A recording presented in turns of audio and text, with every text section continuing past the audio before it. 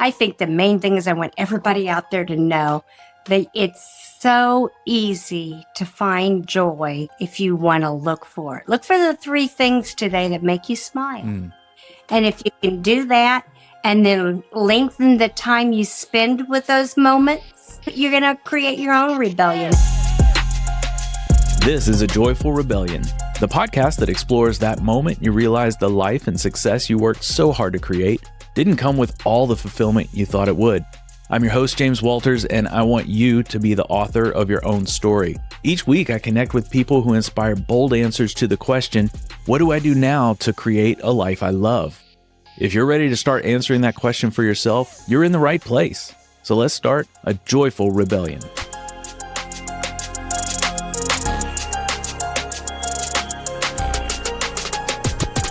What happens when a suspense novel becomes a mirror for your own life? Rhonda Parker Taylor is a business strategist, resilience coach, and best-selling author whose debut novel, Crossroads, goes far beyond courtroom drama. She weaves a gripping story about flawed but deeply human characters, each of them facing their own identity crisis, imbalances, and invisible crossroads. But here's the twist. Behind the fiction is a framework for personal growth. Rhonda's characters reflect the real-life tension between success, self-worth, and what happens when you forget to find joy. In this conversation, we dive into the balance between rebellion and transformation, why so many of us postpone joy, and how your greatest turning points may already be hiding in plain sight.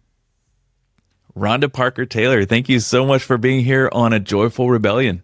Thank you. Thank you for having me. And I can't wait till we get into the deep dive into how we can rebel and have joy, but still stay productive in our lives. So many times we think rebellion means stepping out of what we've already built, but it really is just transforming into our own unique self, don't you think? I think so. And I think that's the lifelong lesson that I know myself personally. I've been learning little by little, but it didn't really start until later in life for me. I'm not a quick learner, apparently, but I am in some things, but in other things, maybe no. But when it comes to people I talk to day to day and people who have listened to the show and they're like, oh yeah, I would like to, and then they fill in the blank, whatever is important to them that they've been thinking about, that they've either not felt like they were ready for it yet. And I'm like, dude, you're in your 50s. Let's get ready for it, because if you don't do it now, when are you going to do it? Exactly. I sometimes use the psychological miracle question to get people to kind of go into that mindset. And I say, okay, if we wake up tomorrow and everything is perfect, and I'm not talking about the materialistic kind of perfect, your life is perfect, you're doing all the things you like to do, what does that look like? And then when people can run off of all the things, what? I would walk more and I would draw more and I'd journal and I'd be here and I'd be there, and they'd be talking about all the things that they love to do and what they'd like to do for others, maybe the helping behaviors.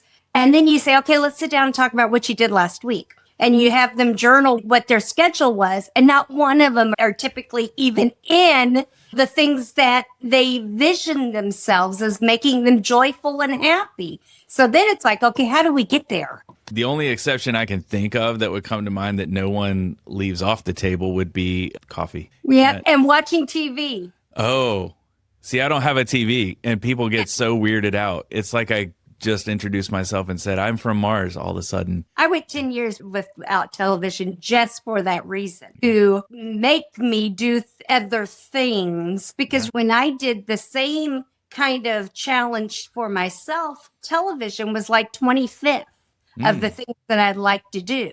When I made that decision, I was spending a third of the time of my off work time on television. And it's like, wait a minute, but that's not where I get my joy. And so I had to reevaluate that. Well, I love that you talk a lot about joy, and I like to talk a lot about joy. I don't talk as much about the joy part as I guess the rebellion part, because on this podcast, to find the joy, you've got to go through the rebellion first in a lot of cases. So I tend to focus on that a little bit more, but the joy is like one of those silent vowels in a word. It's there, but you may not notice it unless you really have to write out the word and write that letter.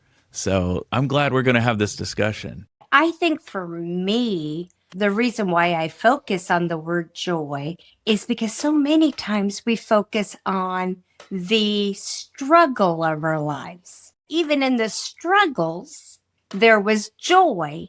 And people are like, what are you talking about? There was struggles when you were going through a death of a loved one or a divorce or a financial struggle or whatever the challenge might have been of that season. I said, yeah, but you know what? No skilled sailor is made by smooth seas. So I look at, I am part of that storm in life. And I'm part of that energy. And I kind of look at those challenges or your rebellious phase where you're ready for the joyous. Okay, you've shattered yourself into a million pieces of glass that have fallen at the bottom of the ocean. And those rough seas and daily life and the churns are actually making you into one of the rarest things on earth, and that is sea glass. And if you've ever seen sea glass, it's beautiful. It's shimmery and it's smooth. It's no longer the sharp edges because it's been roughed around and it's gone through life. And all of a sudden now you have become this beautiful person that's ready to transform and rebel to your purpose and your joyful moment. Yeah, that's what we're all about here. And the reason I wanted to talk to you is because you got a massive amount of life experience. I got a little dizzy when I tried to read how many degrees you've got, and you've had a lot of education. You've built businesses, you've helped people very much along the way, and you've recently written a book that goes so many layers deeper than people I talked to who wrote a book because they wanted to get a story out there. So I wanted to talk about how all of that experience, how all of those things that you've helped people with, businesses you've grown, and things you've learned along the way went into this book. It's called Crossroads, and it's a suspense novel. It's bestseller, and it is full of, as you describe them, dysfunctional characters, people who are kind of going all in on one area of their life and maybe not paying enough attention to other areas, which is a theme that I think everyone falls into at certain points in their life until they pull themselves out of it. Tell us a little bit about the background of why you wanted to write Crossroads. What was your inspiration and some of the big points that you wanted to make in the novel? Crossroads came to me as a personal self-development idea first. I was not the best writer. That was like the weakness. Even though I did academic writing and I had my own business and I'd worked in corporate America and I had done all these things, every time there was a flaw, I found it in my writing. It could be in a proposal that had a typo. And I've come to accept the fact that there is no such thing as a perfect document. But it was horrifying to me at first. And I'd had to have tutors when I was younger. And so I had my own personal scars a little bit about how I was never going to be successful in that way. So I decided I wanted to write a best-selling novel. And I come from storytellers that are good at making you get engaged into a story. When I wrote it, I was like, okay, I want it to be about the legal system and how it's unjust.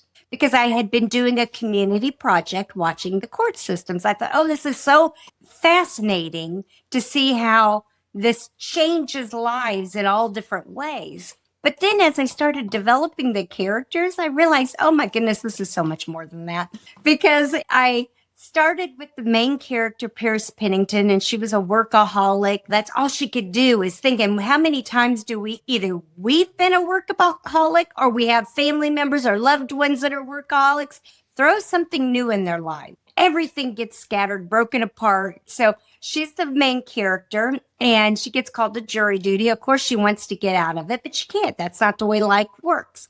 Then we had the law and order guy, the prosecutor that's dedicated to the law. Everything's black and white, right and wrong.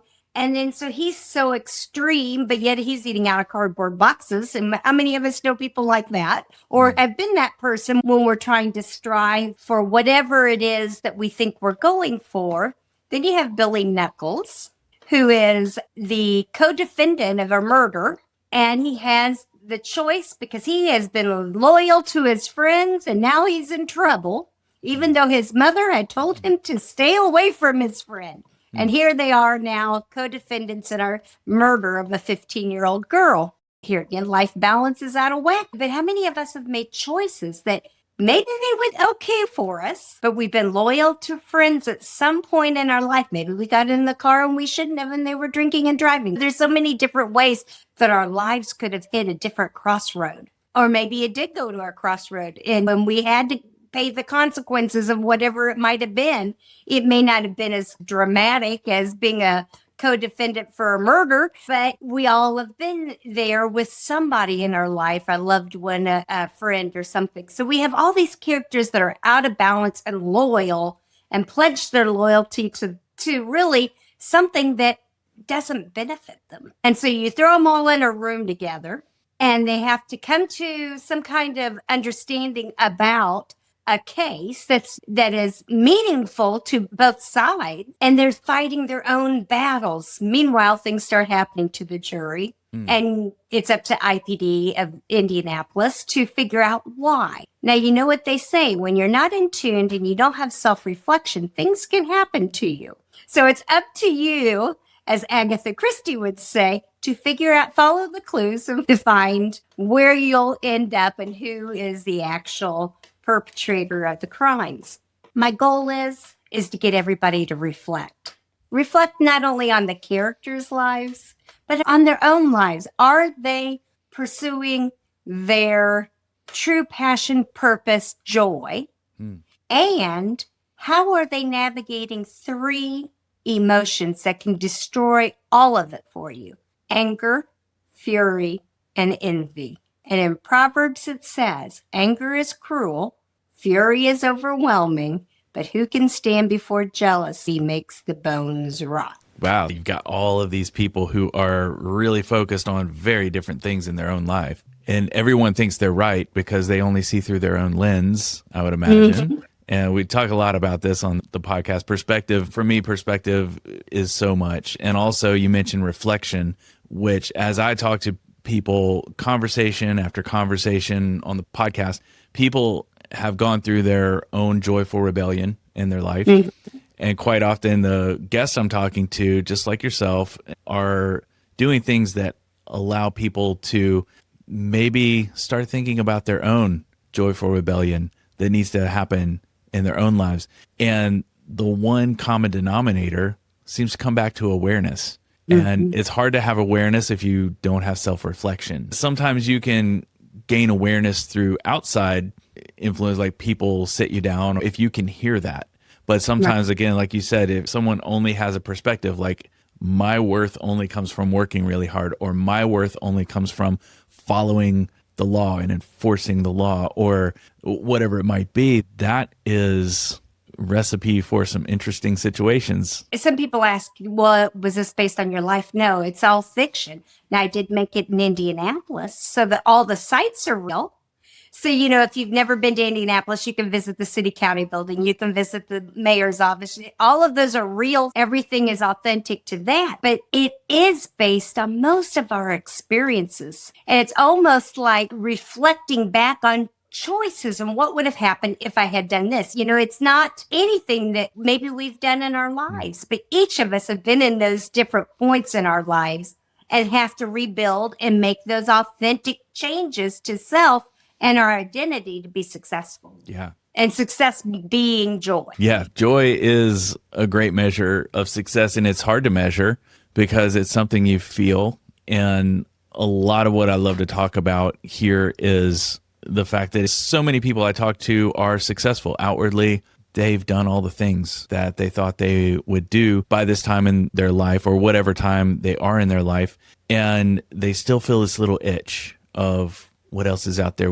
There's got to be more. And there may be more that I'm not accessing. And what do I need to do? How do I need to grow in order to get myself there? In talking to you a little bit before we hit record, it sounds like Crossroads is sort of the thing that pulls people in, gets them interested, gets them into this story, gets them into the lives of these characters in order to start maybe seeing some reflection of themselves. Exactly. And kind of my model here. And I had a podcaster recently says, I read it. And at the end, I was all into it and I was working through it. And then it was over and I wanted more. She says, and I felt gypped. Is there a, yes, there is. You got it.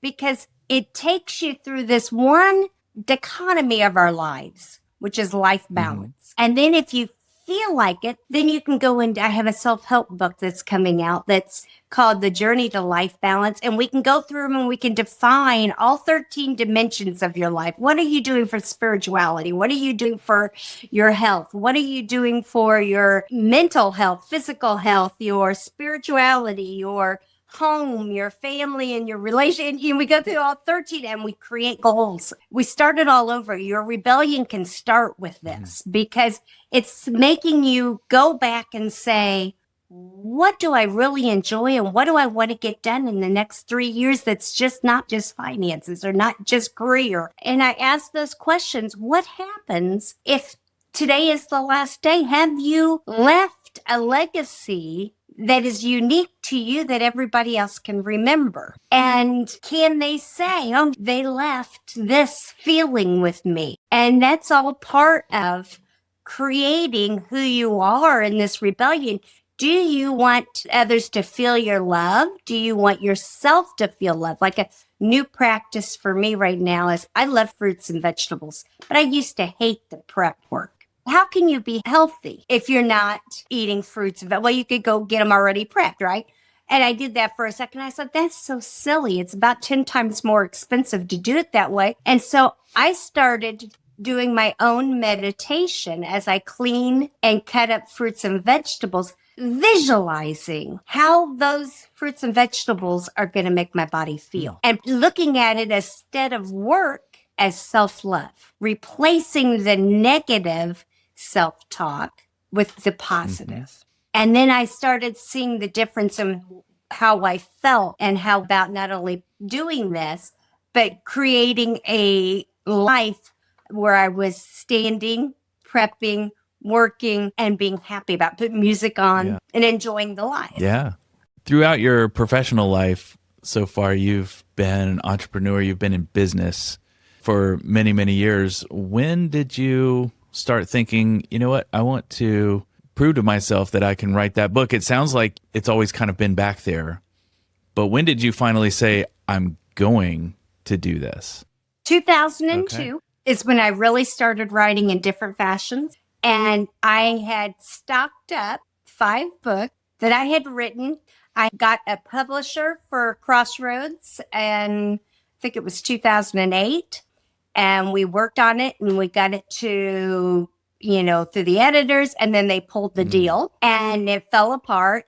Oh, yeah, that was right in the crash. Yeah, and so I put everything in the closet again. And then in 2023, so that's how long 5 of them have been sitting there, plus the first self-help book, I went to go get something and there was a disc that I needed and I pulled it out and one of the files was, and I'm like, oh my God, the books are on that disc. And so I had physical copies. I had this image of having to retype them.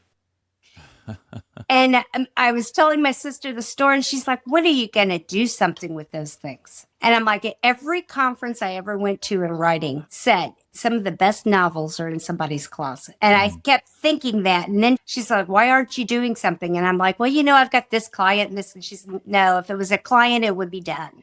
She says, you're fearful of being vulnerable with others and success. Now, here, right back to the reason we're on this podcast. Why was I fearful of that change when I already had created the success model that we were supposed to have? That means I had to break it. I had to go back and say, oh my goodness, you're right, sister. I am fearful of being vulnerable to others and breaking my success model and doing something different. So if I argued with her, of course, no, you don't know what you're talking about. You're just my older sister. You've known me almost 60 years. All those excuses. But guess what? I had a publisher again within a week. Oh, okay. A little fire under you, huh? Because she was right. Don't you hate it when people are right like that and you just have to, And so there you go. So I went out there and then I pitched, this is my model. This is what I want to do. This is how I want to approach it. And it's been going ever since. And success, happiness, joy, and the rebellion can all be one thing. And that is what's so beautiful about life. You can shift, you can adapt, you can be resilient, you can go through some hard times, come out the other end a better, sharper, more joyful person than when you went into the store. Yeah. And I would love to know, when you started writing Crossroads, did you have this idea already that you wanted to start with a fictional suspense novel and then break that out into more of the personal growth books along the way? Because for anyone who hasn't really caught on, so Crossroads is the suspense novel. We are introduced to all of these characters who are out of balance in some part of their life. Mm-hmm. And subsequent books that you're working on now, you have a few that are going into the, I guess, writing process, like editing and proofreading and then the publication. But those are going to be essentially support for the novel. So people who have read the novel, they'll know exactly what a certain character's issues are.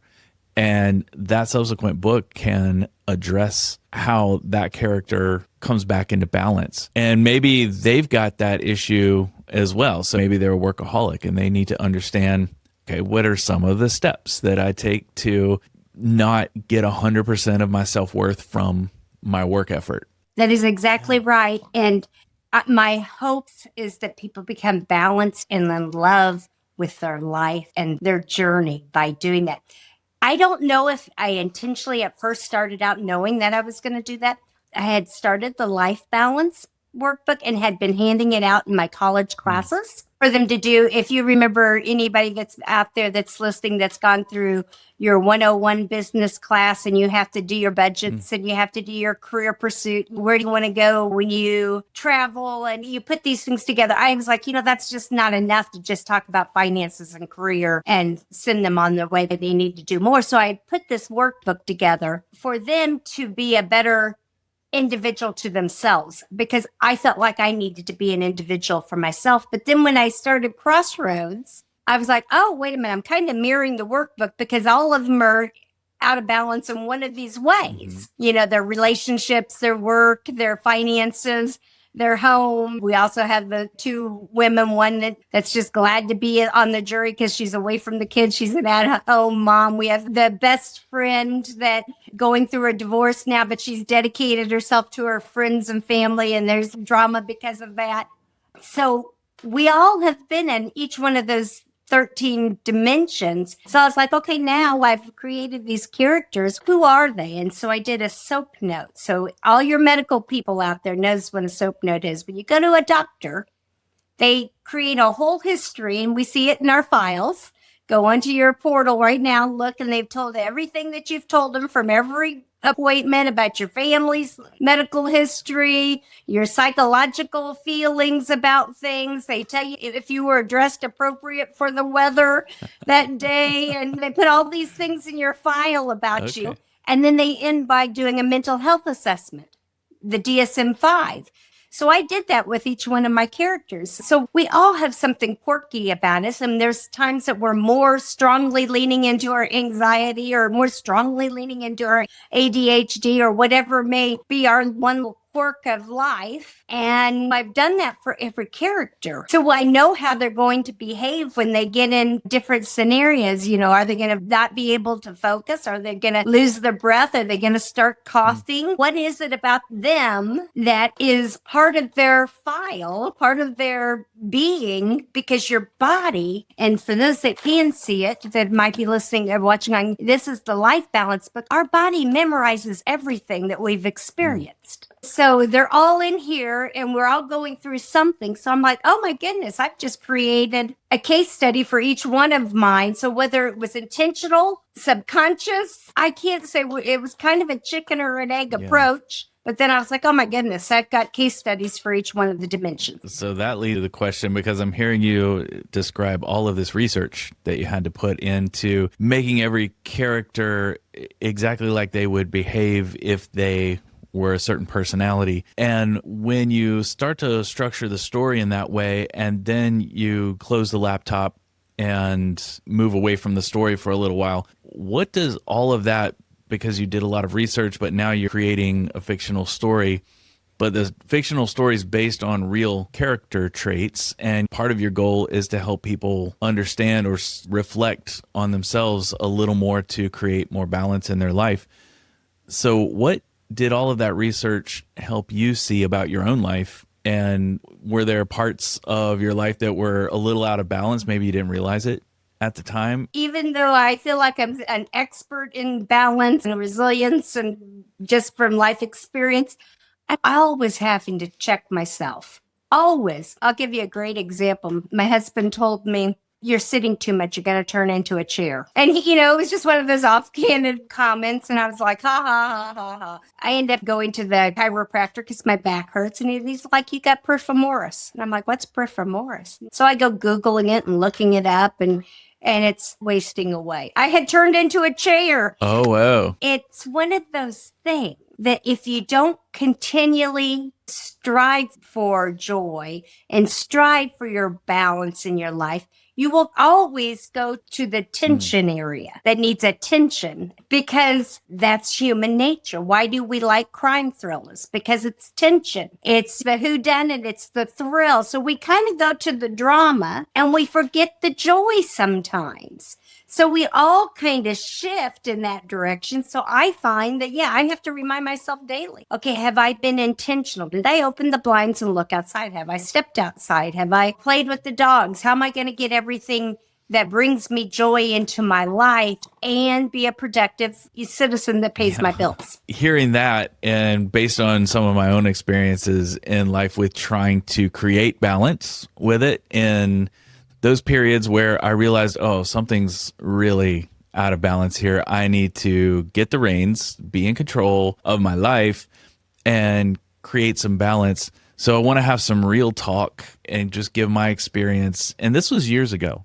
It happens every once in a while when I realize, oh, I very much am out of balance. And then I try to reshuffle the deck, so to speak. And that is stressful because I feel like you mentioned there are 13 categories. I could maybe keep up with 4 on a good day. Like when I'm operating, I'm caffeinated, when I've been moving and the sun's shining and the weather's warm enough, and all of these stupid external forces that are simply excuses for not doing what I should be doing to make my life amazing. I can juggle about 4 things. So how does a person check in on 13 different categories without feeling overwhelmed? Well, the first is it doesn't have to be long moments. So for instance, let's pick the one of emotional health. How do we work on emotional health? When you work on emotional health, that means not only are you a little mindful about it, but you pause during the day. You let in the things that need to be let in, and you let go of the things that need to be let go. It's just a conscious decision to let go of the negative and rephrase it in a way that brings you a more stable mindset. We can be part of a storm without adding energy to the storm. Or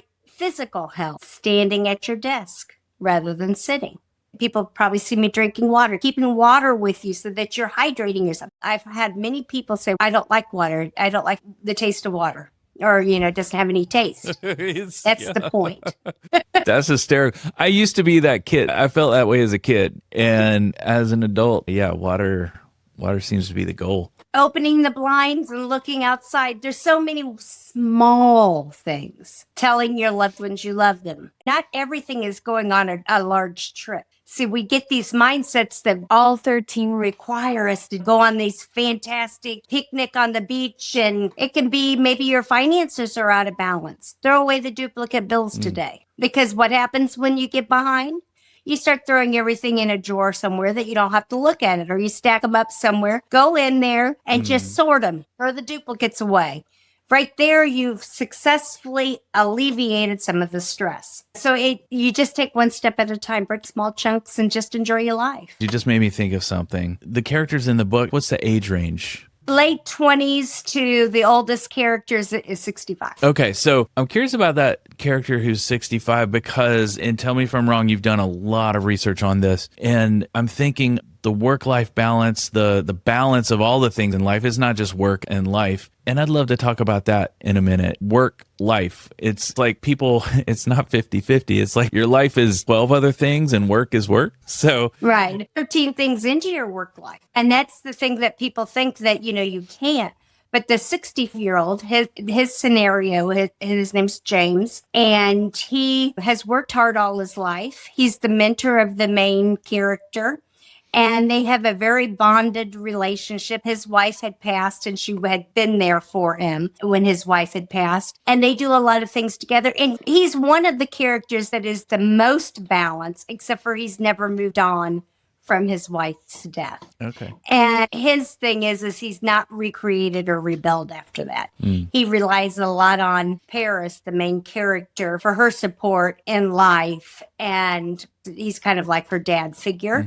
And he never created the rebellion, and he needed to create the rebellion. Got it. Well, that's what I wanted to ask about is in the last half of life or so, it seems like that work-life balance wheel maybe gets a little smaller because your finances in a lot of ways are what they are at that point. Right. Work, maybe you do, probably you don't. And so then there's the work of having to find some meaningful thing to do, right? So there's that. And then your peer group is dying off. So creating that rebellion, it gets a little harder to go out and find new friends unless you move to a new facility or something crazy like that. So not that that's crazy, but I mean, that would be a new peer group. In his case, he's still working. He has that life still there. He still enjoys going like that. There's a scene where they go to the theater together, but he is stuck. He has not found a new partner. He has not moved from that same dichotomy. And I think we all have that question. Do we retire? Do we stay? Do we, it's all those questions, and he's asking those questions. So in your research, I think we're talking about natural imbalances based on your season of life. At least that's what it brings to mind for me. So toward the last decade or decade and a half of life, could be a little out of balance. Do you find that it's also naturally just out of balance to a point where it makes sense? When you're maybe in your late teens, early 20s, it's all about school. It's all about achieving. It's all about getting to the next thing. There's probably not a ton of spirituality, maybe. There's no value added thought, really. What are my values? And then I think as you get into that 65-year-old area, I have conversations with my sister all the time where I say, okay, you've worked all your life for this. You're executive. You are this person. Do it until you don't enjoy it anymore. But what is your purpose of you working like that? And do make those lists of the things that you want to accomplish, want to experience. And one of the things that she wanted is she always wanted to have a show dog. So now on her off time, she goes around the country and she has an Irish setter that's just beautiful. She's in Tallahassee today showing this beautiful red-headed dog, and she gets more joy out of that. But she's still the high-powered executive that she needs to go be back to work after this is over. But if you have a desire in your heart of something that you always wanted to accomplish or experience, that's the season to do it. Because you've now gotten to the point you're settled. Hopefully you've created your retirement. Maybe you've saved some money. So taking those little spots and time to see where your wings can take you in another area other than work-oriented is something that we should be doing. A lot of us do it backwards. I know I've been guilty of this where I'm working. I call it the grind. So I'm grinding at work, just churning out, hopefully packing away money so that someday I can go have some fun, have some adventure. Yeah.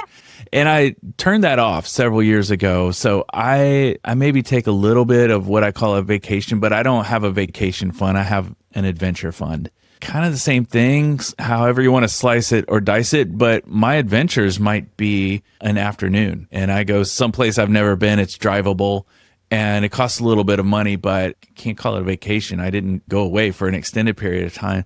So that's something I did to try to just balance a little bit more because I do work for myself, so I can work as long as I want. I used to miss a lot of things, a lot of family things, a lot of things with friends. And so I'm trying to, I guess, swing the pendulum back, but you can't make up for lost time, but you can do the best you can. Exactly. You can. So what's next after Crossroads? You said there's a book that's out that is in support of Crossroads. The Journey of Life Balance is the one that's in support. And then, of course, if you're going to keep on writing crime thrillers and put them out there, you have to learn to be resilient. Because how can you live all this drama in life and go through it without having a resilience book? So it will probably come out before the Life Balance because they're closer to the end of the editing process. The first half of it is what is resilience? How do you build it? What are the characteristics? What's the pillars of resilience? Then the last half of it is let's work on it. And that brings your mindfulness, your visualization, your meditation, all of that to get to a daily practice. So we get into the routine of putting it in our lives. And then The Journey of Hope is the next fiction novel, and it should be the end of the year. Oh, nice. And it's a sequel to Crossroads. Okay, so people who get sucked into Crossroads, and I've absolutely been one of those people that you described, one of those readers where I get to the end of the book and I am angry. I guess not angry, it's not disappointed either. It's a little spicier than disappointed. But I'm like, they end it here. And I can feel it bubbling up because I like physical books. So I know there aren't very many pages left. And sometimes I'll count them without reading ahead. And I was like, there's only 5 pages left. They haven't wrapped this thing up to my satisfaction yet. Is this a sequel? So far, the one book that I've had that biggest experience with last year, there's no sequel yet. So I need to call customer service. It takes a while for everybody to sign off and agree, but hopefully they will. Have no way of how to get in touch with the author, say, hey, when should I expect this? But that's so great that you've got a sequel to Crossroads coming out because it sounds like a lot of people wanted to know, okay, how did this turn out for these folks? If you can remember that author, go onto Amazon, follow them on Amazon. So then when there's a new book by them, they'll send you Amazon sends you the email, but you're not giving it directly to the author. So you're not going to get a lot of spam. Got it. All right. Well, speaking of the best way to get your book, I'm on your website right now. It's rhondaparkertaylor.com. And that's got a lot of info about what you do. It's got a lot about Crossroads. Is that the best way to connect with you? The best way is the website. I'm also on social media. I'm on Twitter, Instagram, Facebook, LinkedIn. I think those are the main ones. And all the links are on the website, so you can follow me on those also. Excellent. Well, is there anything that we didn't talk about today? I love this conversation. And I didn't realize when we were going to start talking about a suspense novel that we were going to talk so much about life balance. I don't know if I like the term work-life balance. I just life balance in general. And there are a lot of people on this podcast I've talked with who don't believe in it. There are a lot of people who swear by it. So it can be one of those figure out what makes you work, but also be looking out for the signs where things are out of balance. If you look up and no one calls you anymore, maybe because you're working too much. Yeah, so look for the signs. But is there anything else that you wanted to talk about?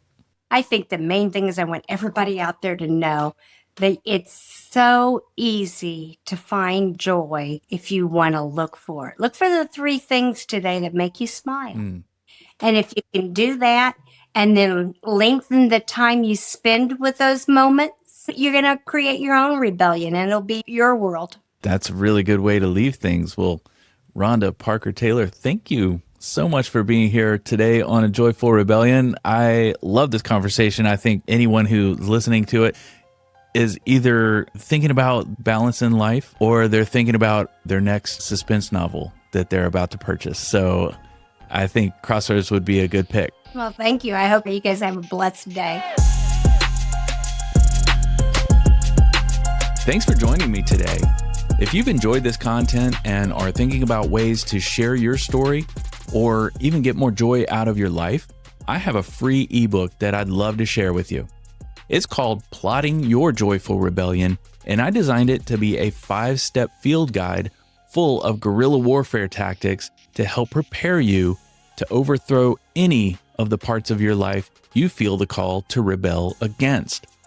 Go to ajoyfulrebellion.com and click on the link right there at the top to claim your free copy of the book. Again, that's ajoyfulrebellion.com, or simply hit the link at the top of the show notes. What sort of rebellion are you plotting right now? I'd love to hear about it. Connect with me on Facebook, Instagram, or through the website at ajoyfulrebellion.com. Thanks again for listening today, and be sure to stop by next week for another episode full of joyful rebellion.